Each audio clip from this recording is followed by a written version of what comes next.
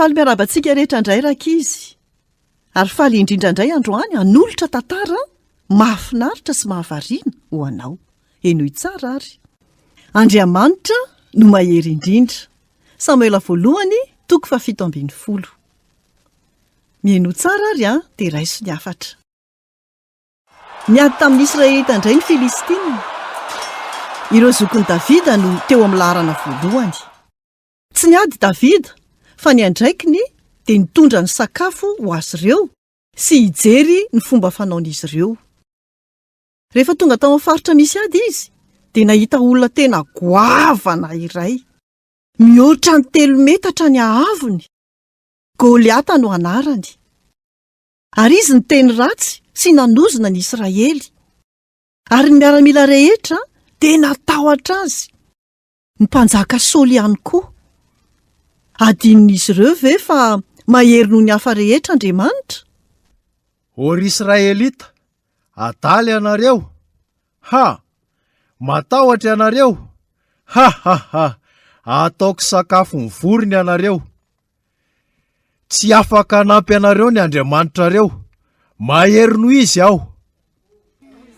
Renareo avokoa ve izany zavatra nolazainy izany? Maniratsiran'Andriamanitra izy? Avelantsika ianao izany ve izy? Tezitra tamin'ny Filistina ny avonavon'io Davida. Eo ny fanesona ny zanak'Israely. Saingy zavatra hafa ny maniratsiran'Andriamanitra. Tafahoatra izany ataon'izany. Nakany amin'ny Saoly mpanjaka avy hatrany Davida ary nilaza taminy fa hiady amin'ny Goliata goavam-be izy. Tena matotro Davida.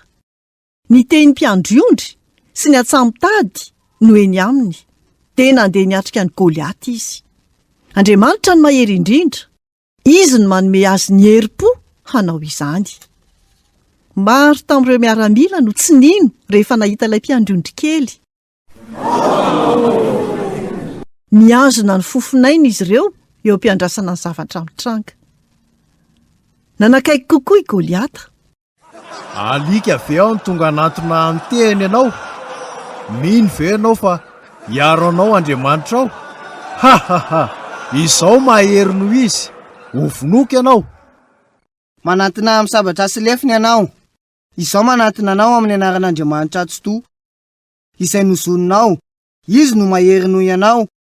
Izao no andresanao. Ary izao tontolo izao dia hita fa ny Israely manompo Andriamanitra velona. Davida nandray ny atsamitadiny dia nahodiny teo ambony lohany dia nanipy vato. Whoa! Namely ilay goavam-be avy hatrany teo amin'ny lohan'ilay vato teo amin'ny atsamitadiny Davida. Ny anjera tamin'ny tany izy dia maty. Nilaina ve ny fanozonana nataon'i Goliata? Iza ny tena matanjaka? Andriamanitra no mahery indrindra. Izay indray no anjara hafatra ho antsika tamin'ity anio ity. Tahiny tompo daholo. Nanolotra ny tantara Zokomy.